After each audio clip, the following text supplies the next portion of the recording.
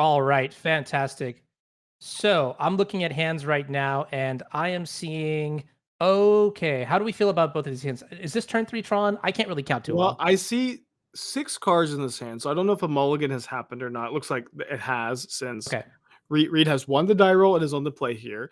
This is turn 3 Tron if a Urza's Power Plant enters the hand or a Chromatic Star Sphere enters the hand as well.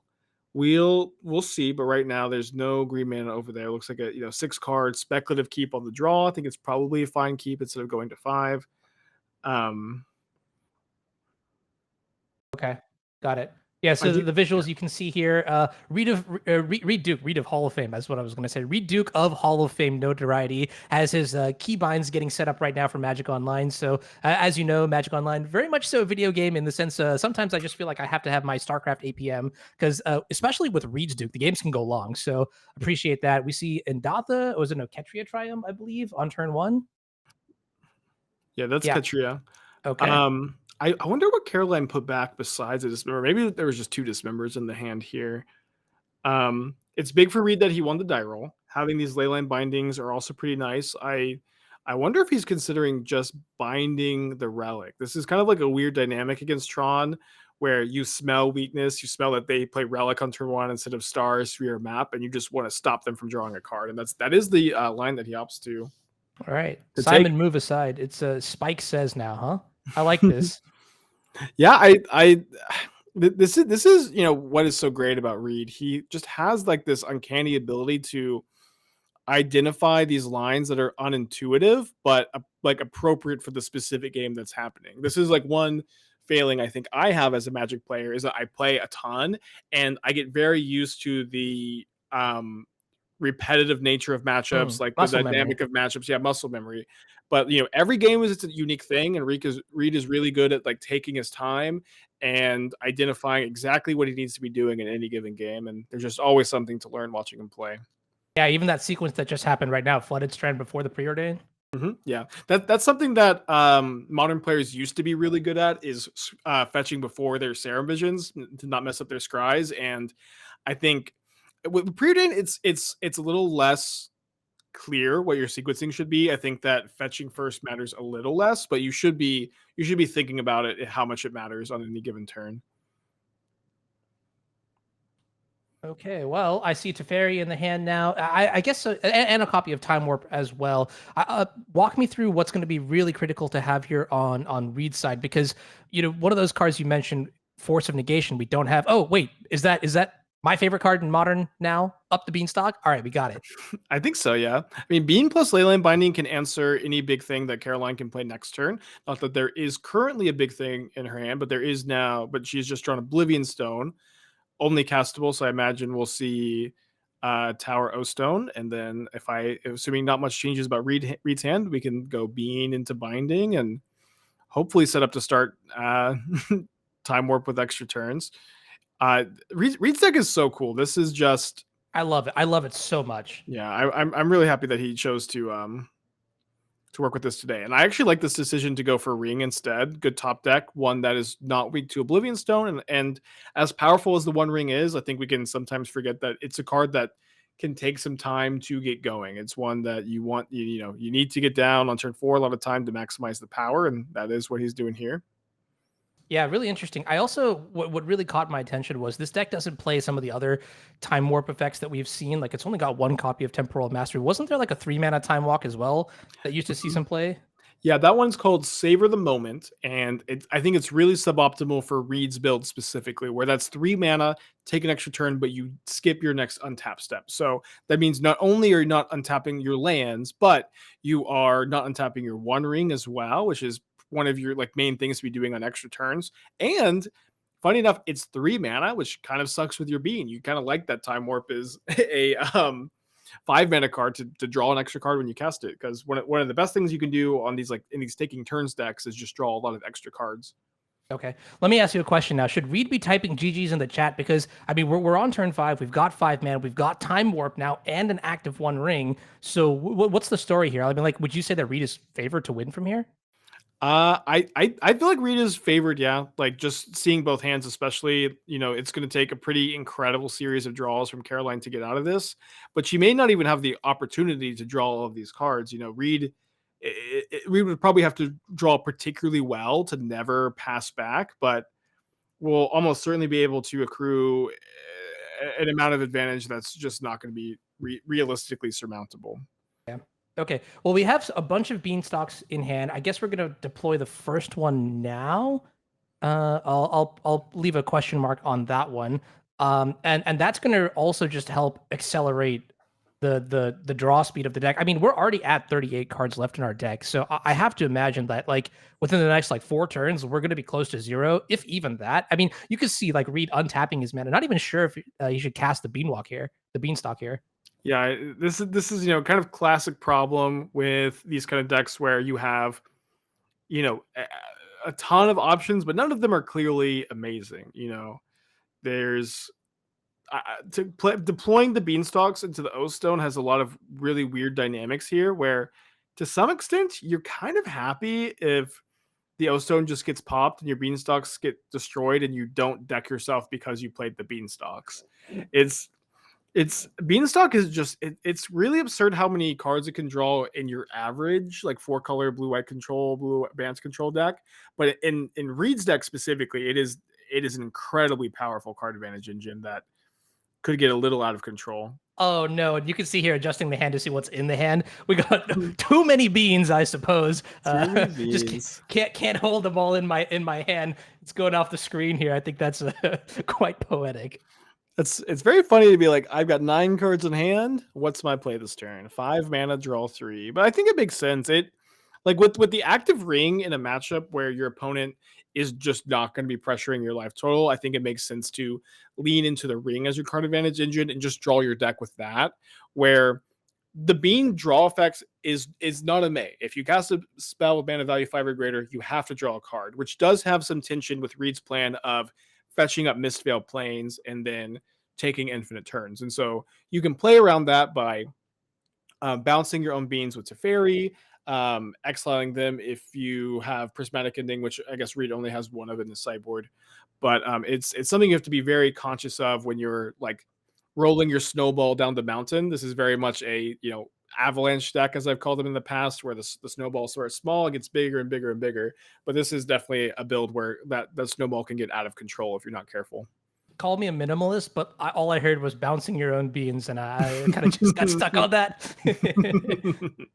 This is kind of an interesting question. Look, I mean, Reed currently has 11 cards in hand, and I get so stressed out when we move to the cleanup phase and we just have to pick cards. You can see he's discarding. He just doesn't even need the beans anymore. He's putting them in the trash. Yeah. I think Reed has identified that this is a matchup where my opponent is not pressuring my life total. I don't actually want Bean in play because I just want to take infinite turns and use my Mistveil Plains to take infinite turns without the worry of having to draw a card off Beanstalk, and has just identified that that's not a tool that he needs in this specific game. Okay. Yeah, I mean, honestly, like looking at this deck list and the way these games are playing out, you can see Karn coming down here from Caroline. That's probably the first, like scary card that we're seeing here with, I guess, another one in the hand. Okay, so Reed doesn't know about the backup one yet. Yeah, the backup one will be kind of an interesting dynamic if we see a liquid metal coating get tutored here. If I had to guess, I would probably say we see a Sundering Titan though, especially knowing that Reed just only has one Force of Negation as far as counter magic goes in his main deck. You just know that if you get to untap with 8 mana, you're going to get to resolve a Sundering Titan. Ooh, here's Pithing Needle. What wow. I mean, I'm assuming you're naming the One Ring. You could also name Teferi because you have the Karn in play, but I think trying to play around this Leyline binding seems pretty reasonable. Ooh, okay, it's Teferi. Okay, does name Teferi. And then I guess we're going to see a turn pass, and we could maybe see, no, we have to binding the Karn, I would assume. I agree. And looks like that's what's going to happen. Untap, we're going to find a copy of Solitude to complement the Solitudes and Teferis in our hand. Picking up a copy of Explore. Now, this is a card we haven't really talked much all about. It's interesting because I don't remember the last time Explorer was really playable. And it's fascinating that that is what Reed settled on. Yeah, I mean, people always compare this card to 2 mana Time Walk. It's obviously not quite that good, but an interesting tool for decks like this. You know, Reed definitely needs to get a lot of mana in play, and also needs cards that replace themselves. So it's cool. We're reaching for Explore in this build. Um, oh, there was a Time Warp in the hand. Reed has 10 cards in hand currently. I I think just that love would. it. I could just imagine right now, just like Reed is at home and he's just like fumbling over all these cards in his head. He's like, I just can't hold them all. Guys, help me out here. Like, what do I do? Time warp on the stack. Okay, love it. Yeah, it's games like this that like really highlight the one of Murktide region in the list too. Just you can be so choked on mana, but you draw so many cards, you're taking so many turns. Just being able to draw your one of Murktide, put an 8/8 into play, and winning the game quick. It was like that one of to be able to win the game quickly when you need to is so important. All right, going down to a scary 6th life here, activating the ring despite that. Oh, I feel like it's just not even scary at all. Like you can even happily take 5 more damage here. Maybe happily is not the right word, but comfortably take the extra 5 damage. Go to 1 and then just never take damage from ring again. You could also realistically, you have 7 lands in play here. Play a land, bounce your Teferi, your ring with a Teferi, then Time Warp. Although Reed has not drawn Time Warp, has drawn Temporal Mastery. Is going to commit. There's the Murktide peeking out over in Reed's 13 card hand. And the Has Mistveiled Plains. and the Mistveiled Plains. Let's go. Let's go indeed. I think the Murktide was drawn off of the Temporal Mastery. There's also the one of Force Negation coming up pretty crucially here to be able to counter the second card. Funny enough, Caroline has double Dismember. So she's able to untap, which is, who knows if that's going to happen this game. But she can kill Murktide Regent. Yeah, this is kind of interesting because right now, Reed's going to go down to 1. So all these fetch lands are pretty dead. Even discarding the breeding pool as a ETB, shock land, whatever, take 2 life, can't do it kind of deal. So in order for us to actually take the turn again, okay, we're keeping the island in hand. I like that. So now we could technically draw Time Warp plus the 1 ring. Yeah, I think that we'll probably plan to use Teferi to bounce the ring since we don't need the protection, and Teferi is just a 3 mana way to reset it instead. Okay. So there's a Time Warp. Do we have enough mana to go Murktide, Teferi, Time Warp all in one turn? I think we have exactly enough. Just like Reed. Oh, no, one short actually. Oh, because there's a binding. Yeah, I forgot that there was a needle on Teferi. Needle, sorry. yeah.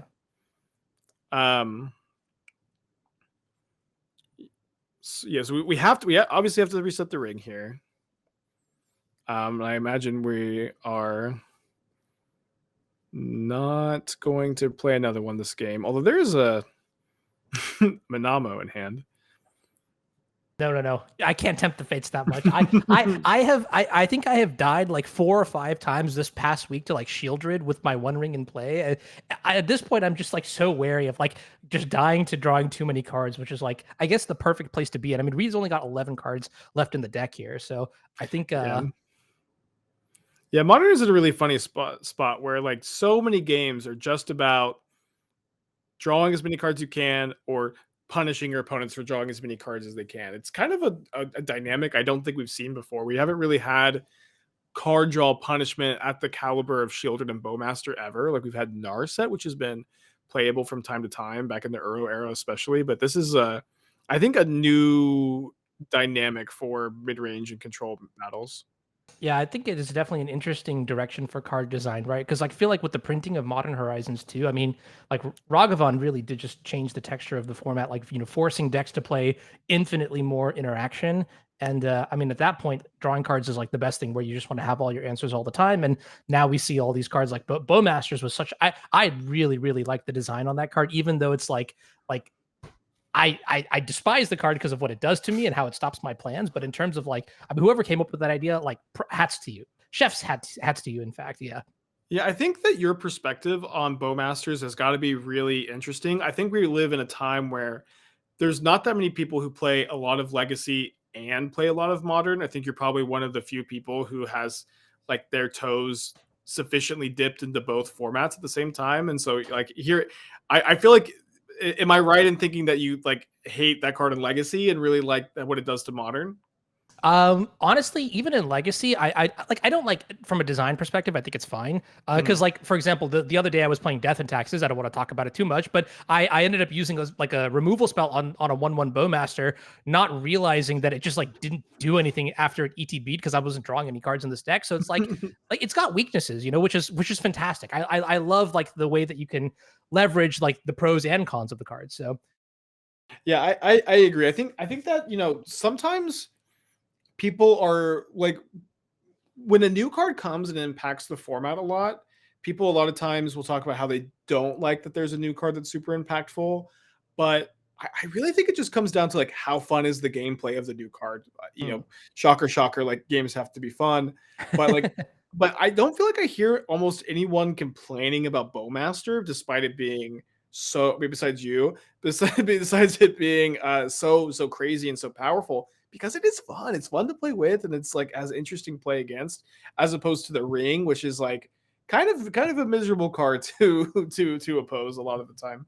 Yeah, I definitely see the elements there. I mean, I will not pretend like I am good at design. The last card that I think I tried like theoretically was like a 2 mana Deathrite Shaman. I was like, oh, look at me, I'm so smart. And no, we like that one went straight to the trash can too. So, anyways, what's interesting here, like looking at the matches, I guess Double Dismember has now taken care of the Murktide Regent, and we have put Colonnade into play.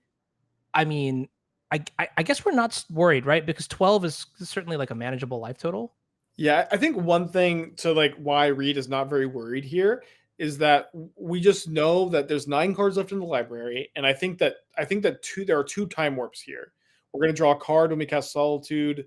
We are gonna have a relatively fast clock, and we just know that there are time warps coming up soon, and that we're incredibly likely to draw them. Obviously, Okay. not 100%, but there is a degree of inevitability here. The one thing that I also want to just make sure, just like that, so that we have all of our beans in order, we have to put that up the beanstalk back into our hand with the Teferi at some point, right? Otherwise, our quote unquote infinite combo doesn't work. Yeah, that is right. Although it does look like we'll have plenty of time to do that. And this preordain is, there are 8 cards in the library. I think that 2 of them are time warps. I could be wrong about that. So we're like, close to 50% to find a time warp off this preordain. Looks like, assuming read bottomed, we now have explore, but we know 2 of, that our library is effectively 5 cards that are, time warpable. And if we explore into that, then we're just a card deeper, and that this is maybe Reed's thought process, and there it is. Nice. This is incredible. I just love watching this deck. I mean, it does take a certain kind of sicko to enjoy it. I that is raises my hand like in like by myself, isolated and everything. But yeah, this is sick. I just the other thing that I really like too, and this is part of the reason why like I enjoy watching your streams so much, is like you just take nothing and turn it into something so beautiful, like kind of like this right here, right? So and not to say like nothing, but you get what I'm saying. Like for example, like revisiting Hardened Scales, or even this archetype, or even earlier, like I saw you were playing more like what is it? I get the Soul Cauldron decks like earlier today or yesterday or something Yeah, like yeah, that. Like, yeah. I was really I was playing in Heliod today, and it was like surprisingly effective. And that's an archetype that had kind of fallen by the wayside, and we got a new card that maybe breathes some light into it. It's just kind of what it's all about.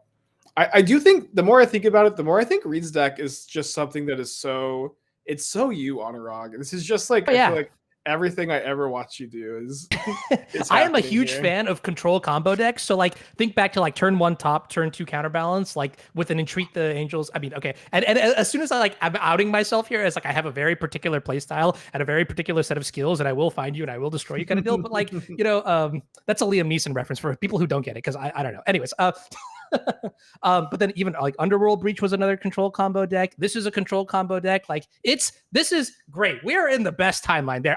I said it. This is fantastic.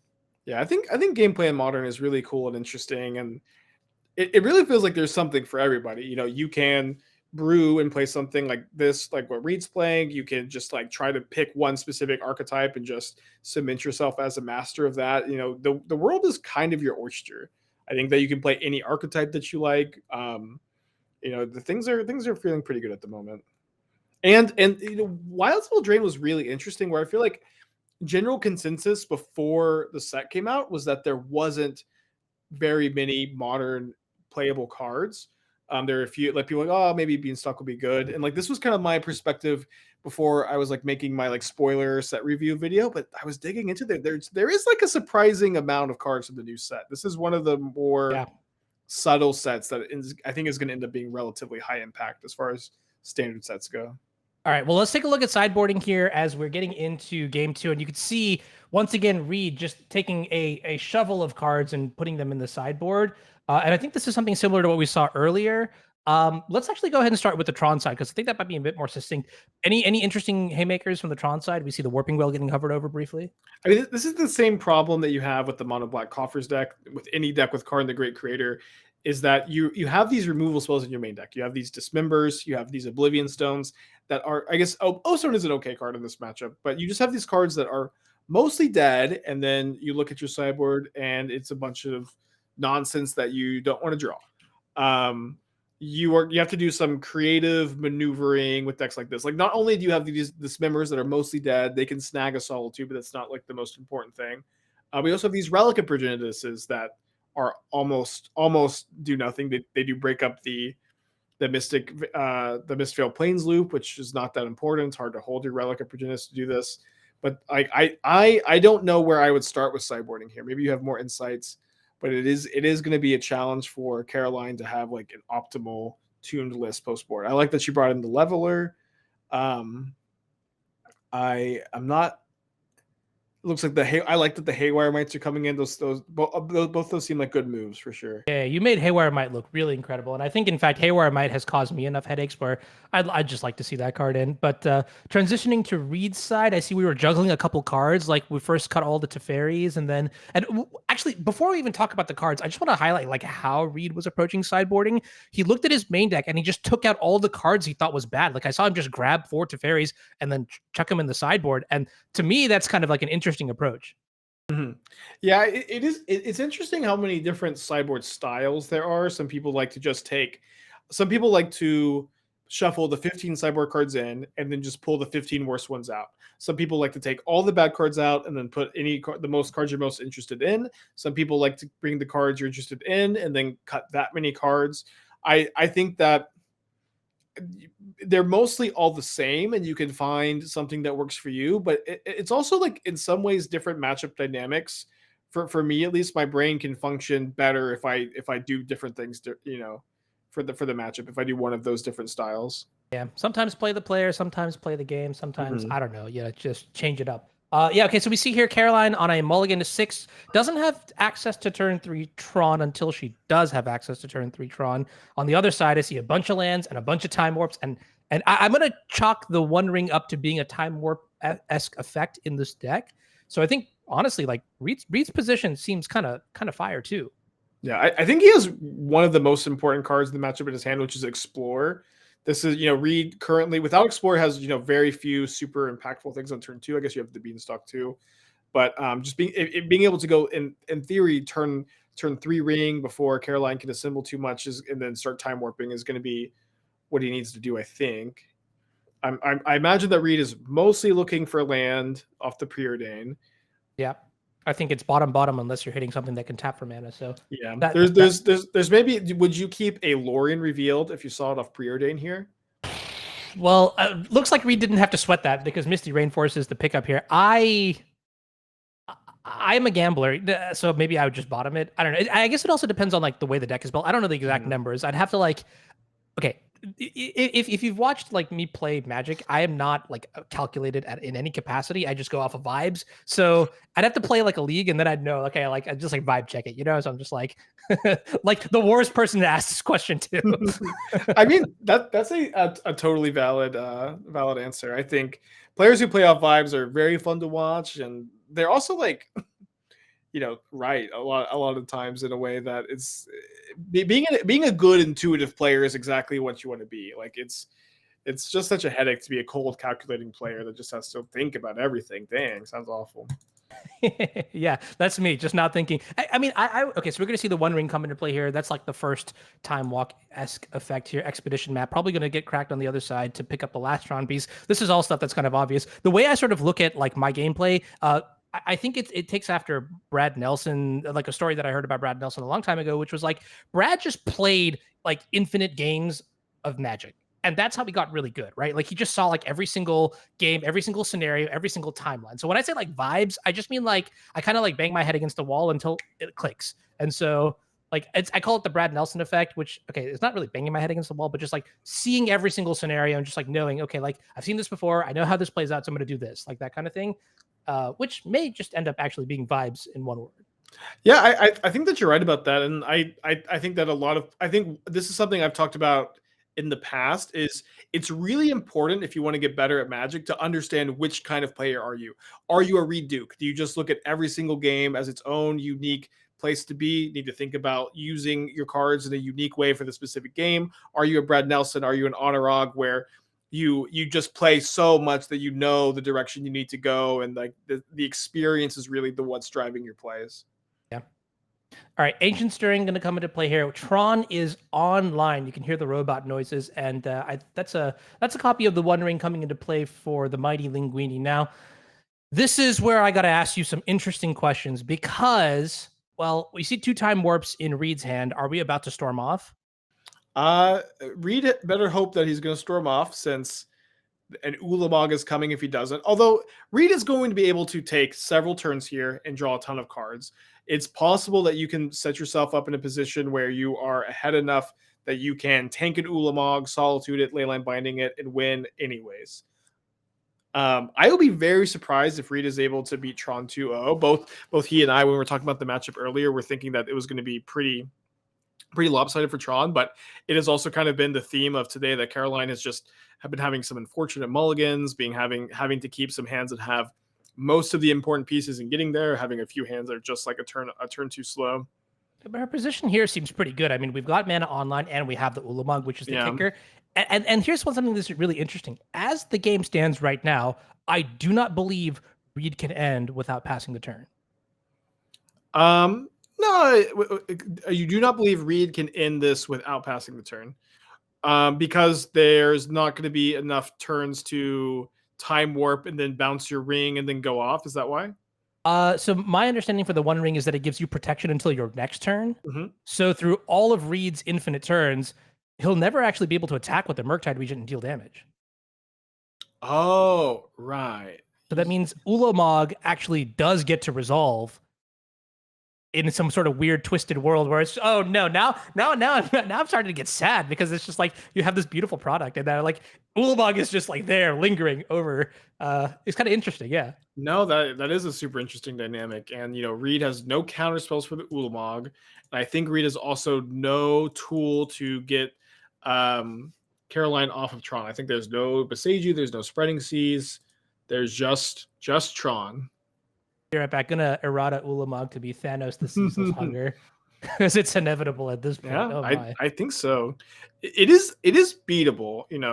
Ulamog is very powerful. It's kind of asking a lot of any card to defeat like this ring that's drawn 25 cards and allows you to put infinite lands into play.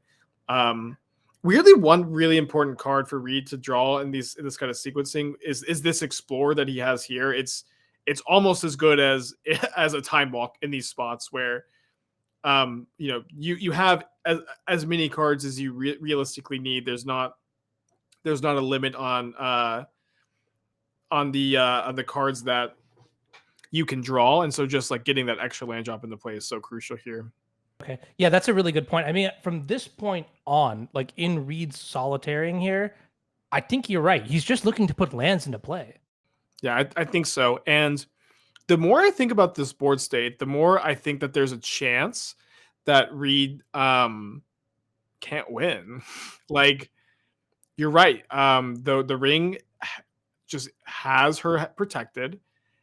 Reed can put himself in a spot where he has like the Murktide in play, has Celestial Colony. Like, let's say Reed finishes with all the mana in the world, a Murktide Regent in play, a Celestial Colony. Then what's Caroline going to do? Ulamog, the Murktide, and the Colony, or the Murktide in the Plains. It's going to be a Mistral Plains. And then there's just still an Oblivion Stone to kill the Solitudes with like very few answers. I guess you can Binding the O Stone, but then you could Ulamog the Binding. It's it's going to be very difficult Yeah. to get to a spot where you can't lose to anything here as Reed. Hey, you sort of unravel this game like a bean-shaped onion. I actually really appreciate that. That's kind of cool. Thank you. I am gonna say though, from my perspective, I'll take the commentary cop out here and let Reed sort of do the heavy lifting and sort of figure out how to win this game. I don't know if we had like any sideboard bullets that somehow led us to win this game. You know, I was even thinking like at some point whether or not the Murktide Regent could be like a copy of something like Thassa's Oracle, like because from Reed's demonstration here, you are effectively drawing your deck pretty consistently once you get to untap on like turn 4 or 5 with a Time Warp or a One Ring. So that's something interesting to think about. I mean, obviously, this is like Reed's sort of homebrew. I don't expect it to be perfect by any regards, but I mean, it's Reed, so it's probably very close. Yeah, I think it's interesting. I tend to like to subscribe to the philosophy that if I can avoid playing a dud of a card that's just a win condition, like a Thassa's Oracle, I would really prefer to. Like, the Murktide Regent is probably about the same as a Thassa's Oracle in this deck every time your opponent doesn't have a ring in play, but is going to be on average a lot better if you play against like Scam or if you play against Murktide. The card quality is so much higher. It's a pretty interesting dynamic, but I built a few decks like this that have these loops, and I think it's really, you're a legacy player, and in legacy, we can just brainstorm our win condition away if we draw it at an inopportune time. In modern, it's so punishing to just draw these dead cards early sometimes. Yeah, I don't get me wrong. I'm so stoked Preordain is back in the format, but even I can't be convinced to play Terminus in modern as it stands, because it's just, you're right, that complexity is pretty terrifying. Yeah. Reed is kind of fizzled here a little bit. A little bit more than I thought he would. Down to 17 cards in library. And it's going to be very interesting to see what gets exiled with Ulamog. If it was me, I might go after the binding on the O Stone and the binding on the plains, but this is also maybe just like with my knowledge that like Reed's so light on win conditions and like kind of looking at it from an outside perspective, this matchup is super, super weird. I could definitely see just wanting to get your ring back. But that is what Caroline goes for. Caroline has been doing a great job today of taking these like very, very hard lines and figuring them out in these like super complicated board states. I mean, 3-time VML champion. I am not surprised at all. Yeah. All right. So then the next question is, Caroline is just asking the question. Here is a 10 mana Eldrazi. Good luck. What is Reed supposed to do? How does Reed win? Well, it's pretty unfortunate that Reed doesn't have double wind-up. Solitude the Ulamog and get some pressure into play. Maybe that's not what you want to do. Maybe you want to try to take infinite turns and cast a Murktide. Maybe a little bit easier said than done now that you don't have access to the ring anymore. Reed looks like he's tanking on, do I cast Binding or do I cast the Instant Speed Explorer? Opts to cast the Binding instead and goes after the O Stone, which makes sense because you have the Solitude that answered the Ulamog. Dovin's Veto off the top. That's pretty good. It's a very immediately pluses, doesn't even think about minusing. Yeah, I would never joyfully give my opponent the option to recast an Ulamog. That to me is like a. Yeah. Well, I was thinking maybe you just cash it in for it. Don't bounce Ulamog, just cash it in for a card. Sure. Like if we can find a Time Warp here, it's a really big deal. But Reed instead is going to opt for the hardcast Solitude plus hardcast a counter spell turn, and that looks like it's going to be pretty effective against Caroline's Ancient Stirrings. Let me ask you a loaded question here. Do you counter, like in this board state, do you counter cards like Chromatic Sphere with I would not counter Chromatic Star Sphere. I would counter Ancient Stirrings. Okay, because Stirrings can find Ulamog or Wormcoil like pretty easily, and then your cancels don't really have any effect. But so I think you need to stop those. But I think Star and Sphere offer too little selection to want to counter in these kind of spots. Okay. Yeah, no, that's pretty good insight. It's just a functional evaluation of the power level of certain cards, and I think that tracks. That makes a lot of sense. Yeah. All right, leading with the Ancient Stirrings first. Okay, interesting. I don't pretend to know the sequencing, the optimized sequencing here. Is there any benefit for going Stirrings first? I think So I think we have 9 mana plus the forest in hand. So Stirrings First allows us to cast Ulamog if we find enough Stirrings. I Okay. think that that's probably the thinking for casting the Stirrings here. If we had unlimited mana, say we had like 16, 17 mana, then you probably want to cast the star first because general rules of sequencing, you want to cast the cantrip that offers you no selection versus the one that does. That being said, it matters less in spots like this where you're just kind of happy to take the best threat. No matter what you see off Wow. the star, you want the best threat. Yo, check this out. Haywire Mike coming in Yeah. clutch. And this is what I was talking about counting the stirrings. It's like you only have negates in your hand. Like there's a lot of creatures here that are a problem. I was more thinking about Ulamog, the Ceaseless Hunger, instead of Haywire Might, but the Haywire Might killing Leyline Binding is a huge problem. You're just going to be able to pop Yeah. the O Stone, get your ring back, and Reed has very little in the way of win conditions left, including no more Mistveil Plains. That was exiled to Ulamog. So there's no infinite turn combo left, and Reed has Caroline's at 32 life. I don't know that Reed can do 32 damage, even if you stack your deck here. Hmm. Yeah, I was gonna say who's more frightening? You know, one indestructible 10 mana moon-shaped, moon-sized tentacle monster, or a simple buggy boy. But looks like yeah, I mean, I think now Caroline just we're talking about swinging games. Like we're just back in the driver's seat now.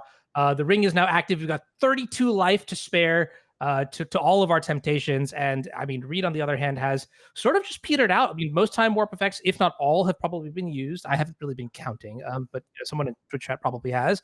And the rest of our spells, they don't really seem like they engage very well.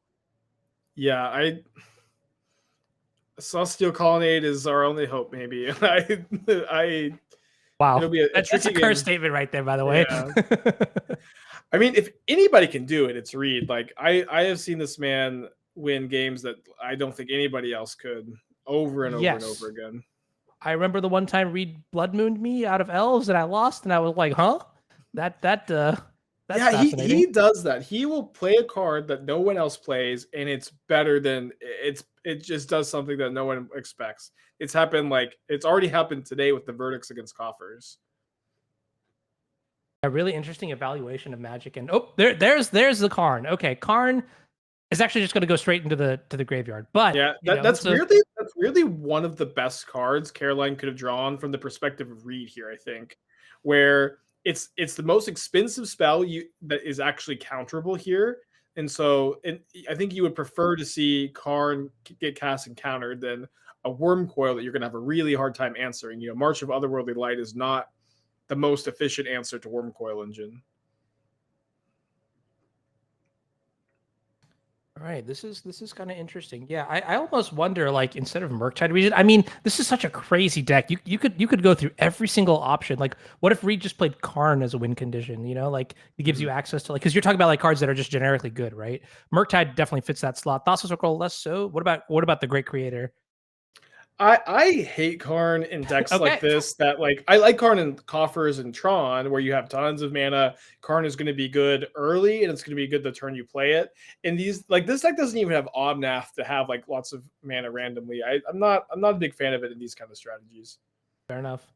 Tower taps for a lot here. So that's Yeah. actually very incredible sequencing. Sort of Caroline evaluating which threat is the most important to stick here, weaving and bobbing through all the counter spells. And yeah, there it is. That's the concession from Reed. Okay, we're going to a game 3. And that's because the Karn is going to answer the Celestial Colonnade and somehow, some way, Modern just finds a way to be about Karn and Colonnade again. Yeah, right. It's like 2013 is at my door knocking. Yeah. Okay, interesting. So looking at Reed's side, moving some Teferis out, Solitude's getting rearranged in the pile. I'm seeing from Caroline's side no changes. Any surprises there? Not really. I think like once you identify like how to get the bad cards out of the deck, these dismembers, I would have a hard time imagining you really do too much thinking back going into game 3. I will say that this, Reed being on the play is really important for the dynamic here. That being said, we're kind of yet to see Caroline have access to a super premium hand. This is what it's like playing Tron a lot of times. You have to mulligan and you just don't have those really, really good 6s or 7s. And if she just has like turn 3 Tron plus Karn, either Karn, it's going to be so hard for Reed to win. Well, speaking of good turns, good 6s or 7s, I mean, Reed's is definitely not one of those IMO. Oh, but he keeps. I mean, the problem with, mulliganing this hand from the perspective of Reed is you don't have that many good hands in the first place in this matchup, and you can at the very least Leyline Binding and Expedition map because you're on the play. There are a lot of Tron hands that are just kept on the strength of being able to map into your Tron, and Caroline's hand is kind of like that. We need the Chromatic Star here for green mana for the scrying. And so the binding being able to exile that is actually a really big deal here. Yeah. So just as a reminder for everybody who's watching right now, this game, the final game of the night, has very large implications for future rounds in the Modern Super League here. The winner of this game is going to advance into the winner's pod, which puts you in a much better position to make top 8. So it's one of those things where you invest early in your results and you get the payoff here. And we're going to see which player advances alongside Spike, who is 2-0 as well. Well done. To move on. And you can see that's the play that you called out, Leyline Binding on the turn 1/1 drop. Yeah, but there's the Expedition map off the top. This is what Tron is so good at, rebuilding after you've been interacted with in this way, and that's what's hard about interacting with Tron is like they're so fast that you need to interact with them on the first couple of turns. You don't really have time to interact and also pressure. Okay. Give me a forecast. I mean, right now, it just feels like all things are turning up Caroline. I agree. Especially because the Karn is going to come down before Reed can start taking turns with the ring. I think the way Reed wins this game is draws blue card or force, and then draws the other force. If Reed can force Karn the Great Creator after going ring tap, I think that's going to be how he wins the game here. Okay. Other than that, it's going to be a big uphill battle, probably involving Leyline Binding on the Karn. Got it. Yeah, really interesting. I mean, one card that we didn't see Reed bring in, but I saw on the sideboard was Dress Down, and I almost wonder if that card is actually like decent in this matchup. Why am I bringing this up right now? I don't know, but I was thinking about Haywire Might on Leyline Binding in the ring, and Haywire Might has been it's just phenomenal against this deck. Yeah, Might is very, very good. Sideboarding is a big headache. Did Reed really have a Dress Down? Because I feel. Maybe I'm enchanted. I don't know. I could have sworn I saw one. I don't see one in this sideboard. I just would have kicked myself if I, as like the Hardened Scales player, didn't realize there was a Dress Down in my opponent's deck. But it doesn't look like there is one. All right. Oh, there is. No, there is one. There actually is one. I looked at it again. It was still invisible to me, and thankfully I didn't walk into it in our match. But like again, like and I think there's just like a lot of like niche like corner case scenarios that we're seeing in all of these games and matches that like it is impossible to say that something is right or wrong. So we're gonna see what happens here on this turn. Now that we have Voltron sort of assembled, I mean 7 mana, it's time for Caroline to just like do her worst. Notably, I guess we don't have green mana just yet, but I can't imagine that that's going to be too terrifying of a cost. You know what I think might be the best line here? I kind of think Caroline's gonna see it. Grab the Chromatic Star from underneath the binding so you can cast the scrying. Ooh, okay. Okay. Well, she goes for Needle instead, which is a good line, a safe line. Letting your opponent bounce the line binding with Teferi is some risk too, but it's kind of an interesting spot. Yeah, I'm gonna have to mail you over my chef's hat because you are definitely in the kitchen right now. Yeah. Cooking. Oh, cooking. Okay. just to clarify. I was confused. I looked around like, this isn't my kitchen, Honorog. What are you talking about? All right. So March of Otherworldly Light here is the pickup. Now, notably, I don't think March can hit Planeswalker, so this isn't the end all be all for our woes, is it? No, I don't think so. I think that Reed is probably going to want to try to preordain into Leyline Binding. Okay. That would be what I would be tunnel visioned on here if I was Reed. All right. Preordain on the stack here to complement the Solitude and the March of Otherworldly Light. And I guess it's nice that Reed has backup options here too, right? What backup options? We could like flash in the Solitude to attack the card if we need to. Yeah, but I guess sure, yeah.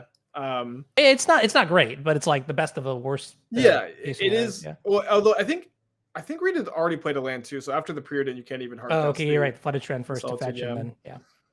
We've got a 4/4 Murktide, which is better than the proposed Thassa's Oracle here. Although maybe it would have been better as Oracle last game, huh?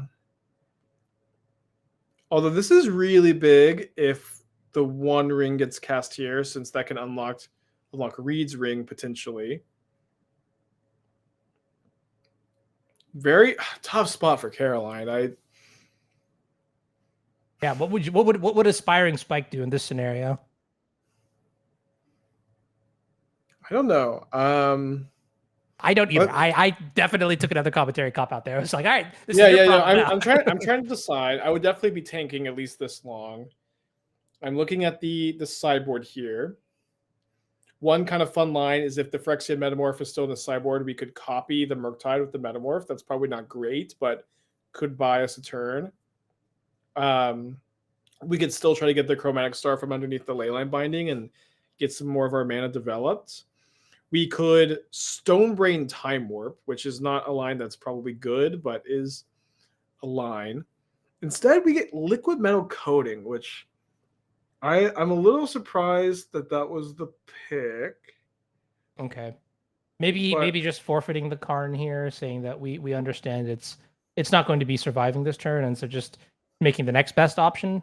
Yeah, there may be like a weird plan that involves using the coding to turn Murktide into a artifact, and then finding our Beseiju to Beseiju the Murktide. Just thinking like 10 steps ahead. Wow, wait, that's twisted, and I love it. Instead, we get another Urza's Tower, opting to O-Stone maybe. Wait, that is such a sicko line. Okay, I didn't even like think about that for a moment. All right, cool. Now that I know that that's in my back pocket. Okay, so I mean, from Reed's perspective, then we're in that same state where the protection trigger has resolved from the One Ring, and so we can't actually end the game. But if we do draw Time Walks, we may want to.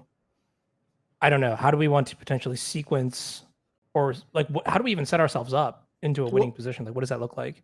Well, I mean, I think that Reed is probably just relieved that the game isn't immediately over, that the Murktide region is going to be able to kill the Karn, and that we're going to be able to start drawing cards with the ring.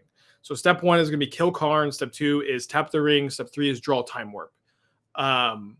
If we don't draw Time Warp here, it's going to be difficult to really get anything going. But well, there was never any doubt, I think. Yeah. Believers were you out? Haters are in shambles right now. Winning the game from this point is going to be difficult. Like, Reed can just not win through protection from everything. We'll have to pass the turn, and passing the turn into an O-Stone can be difficult. But Reed can maybe position himself to where he has the infinite combo set up for the following turn, just like a full grip of like a Time Warp to start the loop again, and 3 Force of Negations to counter the O-Stone and another ring. Yeah, I mean, like, imagine if like Reed fully finishes everything off.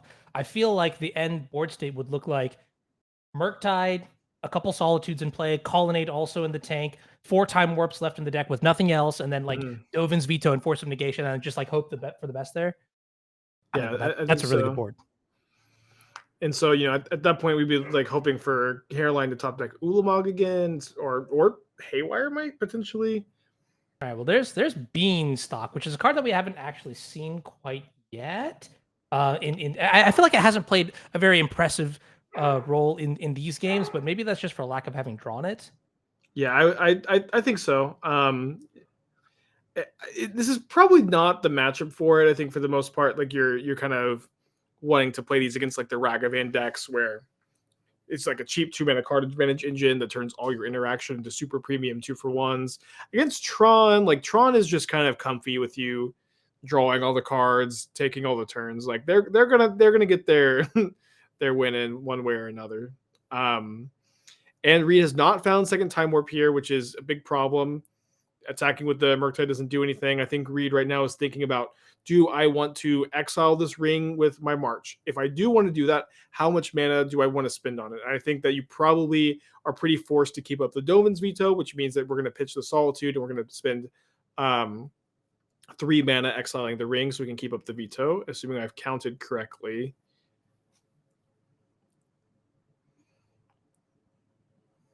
Oh wait, and that triggers the bean. Yes! Oh, every time I see a new way to draw a card off up the beanstalk, I'm just like, Let's Pinto. go. It's great. Simply pitch a card to draw a card. Easy peasy. Yeah, it's really interesting too. Is I still have to sort of like tailor my heuristics to like reevaluate how to play with up the beanstalk in play. I am one to never really give up value, and so pitch casting solitude when I can avoid it is like a cardinal sin for me. And in this instance, it's just like it's totally fine, and in fact, it's probably preferred to pitch cast the solitude so you can hold up mana for cards like Dovin's Veto. So this is going to be a very crucial moment. If Caroline leads on Oblivion Stone, she's going to be in really good shape here, where the O Stone is going to get countered, and then she's free to resolve Karn minus all the Murktide. The problem is if she leads on Karn Liberated, then she won't have enough mana to also pop the O Stone. But she, I think, identifies this scenario correctly. Like she has done. I can't stress like how incredible she's done like navigating these hard board states. I think both like last match, I think me and Reed were both would not have taken the line she did, and they were like just so incredibly correct. Yeah, no, I 100% agree. She is just going Super Saiyan right now, like maybe 2, 3, 4 even. Like I am fanatically impressed with all of her tight gameplay. So this is fantastic. Now Reed does get another turn, and this time there is no One Ring, protection layer. Reed is drawing like 20 cards this turn, but the first one is a Temporal Mastery. This just makes this my heart. It goes out to, like I am, I don't know, just so happy right now, crying tears. Unreal, it's awesome. I wouldn't be surprised. That must have been like his literal best draw in the deck. Of course, by so much here.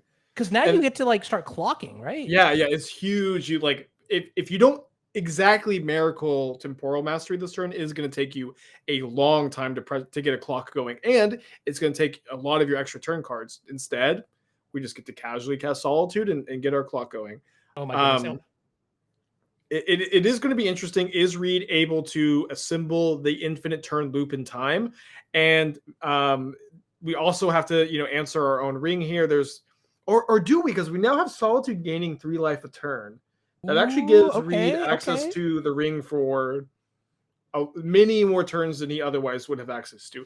It's unreal how good that Temporal Mastery was. Like at first you're just chuckling, but like it went from maybe still a tricky game to win, to being so much easier.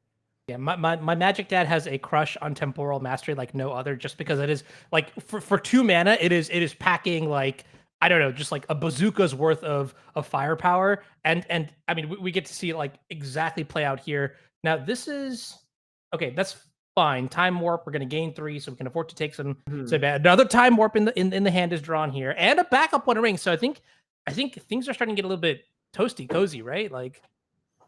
Yeah, I think so. Like Reed still has to be very careful with how he sequences, and and making sure that he's not dying to the ring, making sure that he's not decking himself, and I think that he'll be able to figure it out.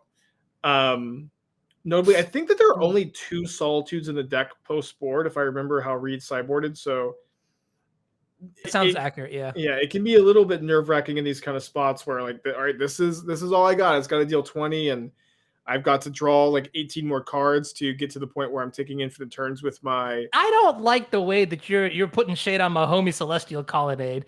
It's there, it's in play, and it's primed and ready to go. But it's tough to be like, okay, so I'm going to my loop involves I'm going to misfill planes and put Time Warp on top. I'm going to cast Time Warp, or I guess you Colonnade and then you cast Time Warp. That's 11 mana every single turn, which I guess that's obtainable. Although we also do have to deal with our own ring, and we have to deal with our own bean while we're doing all of this.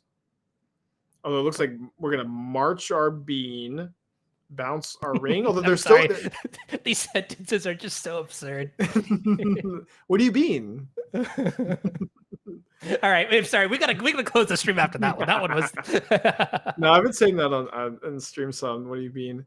I like it. There is still a needle. Oh, there was a needle in Teferi Time Raveler. The needle was the target of the March of Otherworldly Light here.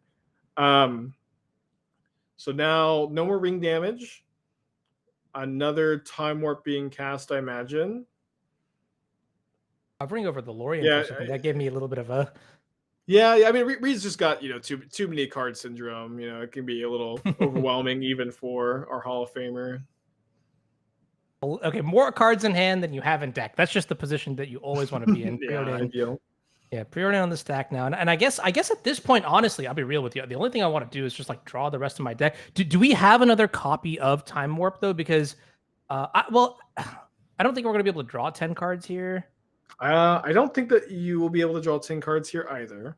Yeah, and then on top of that, also put Time Warp back in the deck somewhere. So I don't know that there is another Time Warp. Am I like just not looking at the graveyard? I think that they've all been cast and that they're all in the graveyard or in exile. Also very notable, the Relic of Progenitus. I kind of made a little bit of fun of it earlier, like how like it breaks up the Mistral Plains combo, but that is what it's coming down to potentially. So Rita's bottom. So there's 6 cards left in the library, and there must be a Time Warp left. There has to be a Time Warp left. I don't think that there's really any scenario where Reed is going to cast these cantrips before activating Mistral Plains. You don't want to be like bottoming 2 cards when you could be bottoming cards and digging to the Time Warp. So there must be one in the deck at the moment. Where is it is the big question. I think that one way or another, the only way we can draw this turn is by casting this Explore. And there it is. There it is, okay. Exactly deep enough. And this should almost certainly be the game. Reed is going to... Although, is there any issue of us decking ourselves with the Bean? I don't think so. I think Teferi should be able to bounce the Bean here. Probably. And Reed seems so unbothered that he's even just... Oh, he's going to activate the Plains. Never mind. I thought we were casting another spell. Full chaos mode, upkeep, cycle Lorien to potentially draw the Time Warp. And we should be just game over, right? So Time Warp, 3 cards in library. Next turn, 2 cards in library. Although Mistral Plains back up to 3. Teferi bounce Bean, draw 2, and then it's just over. The loop is fully assembled. This convoluted infinite turn combo. Not that we even need a single more turn, as Colonnade plus Solitude can finish your opponent off. This was so I love it. It's casually like on what is it like? I guess technically turn 4, turn 5 you played card and liberated, and then on turn 12 you just died. Like and that gap in time is just like, I love it. Everything about this deck is so fantastic. I love that Reed just sort of like stitched together a deck that on paper looks like, I'm not gonna lie, a cacophonous mess. And here we can see just how beautiful it was. Everything from start to finish execution here.